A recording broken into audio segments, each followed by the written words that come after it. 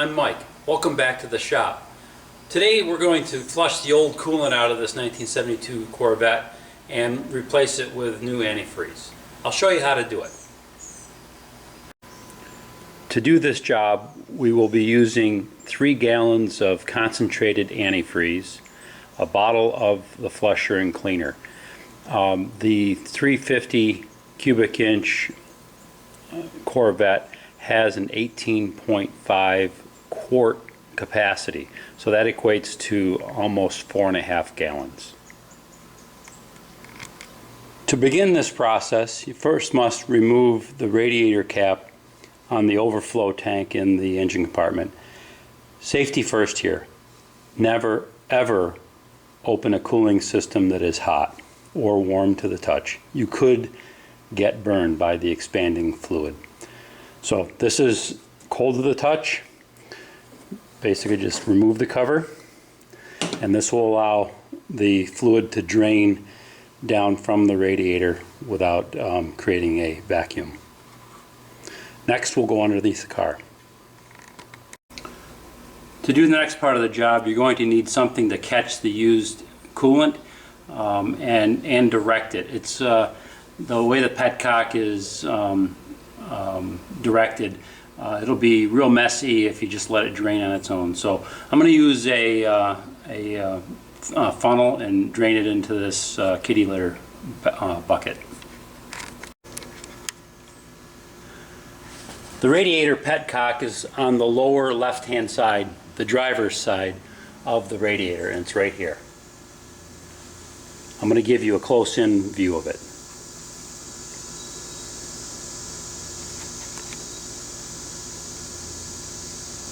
Right here, and it's angled forward so it will hit this cross member. So what we'll end up having to do is taking this funnel and putting it up underneath the petcock so that the coolant doesn't drip on this cross member and then spread out, and then spread, of course, all over your floor or my floor.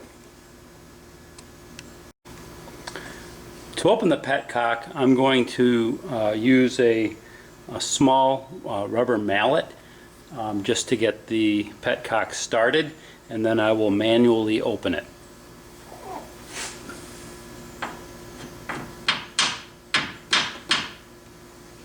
Okay, that should be good enough. Now I will position the kitty litter bucket and put the funnel up, and then manually turn the petcock.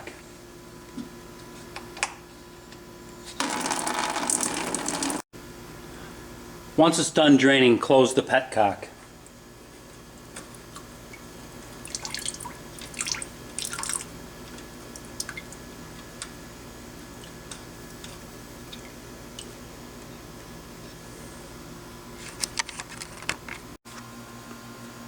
Now, with a drained, cool system, we add the radiator flush.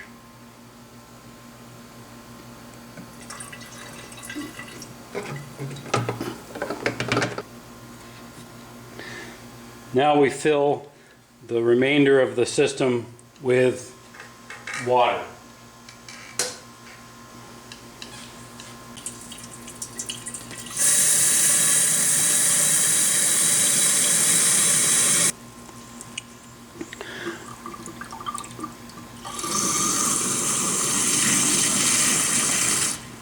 This may take a little time while the fluid makes its way all the way through the coolant system, which includes the engine block. We will also turn the engine on in order to circulate water and make sure that the water and the flush chemicals are completely distributed throughout the coolant system. And we want to make sure that the coolant system is topped off. Okay, I'm going to turn the car on to circulate the water and flush mix.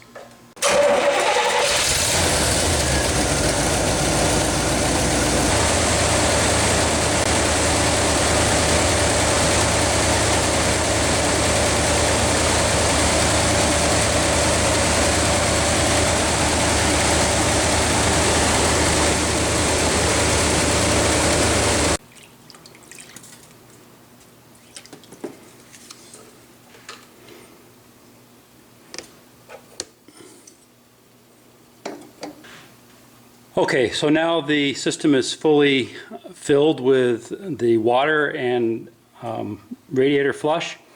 We'll now drive around for about an hour or so to make sure that the chemicals get throughout the system.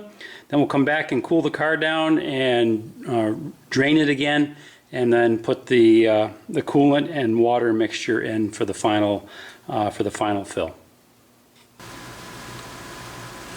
Okay, the car has now cooled down. I've drained the flush and water out of the system, and now I'm going to add antifreeze. And what I'm going to do is add one bottle of antifreeze, then I'm going to fill it with water and add a bottle of water, and I'll alternate back and forth until the system is completely filled.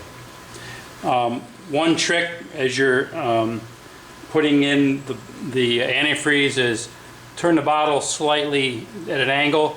That'll allow air to get back into the bottle and will give you a smoother pour. Okay, now I'm going to add the bottle of water. And again, in doing it this way, one bottle of antifreeze, one bottle of water, you get a 50-50 mix. After this bottle is empty, I'm going to put it aside, and I'll use this bottle as well as the other three to take care of the antifreeze and flushing mix that I drained out of the car. And I will recycle the old antifreeze and flushing compound. Okay, now I need to turn the car on.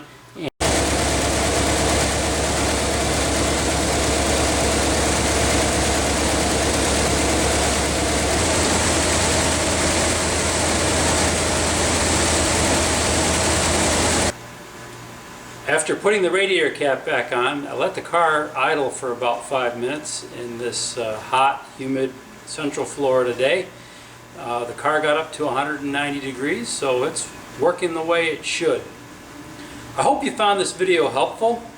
If you like what you're seeing, please subscribe. Thanks for coming back to the shop.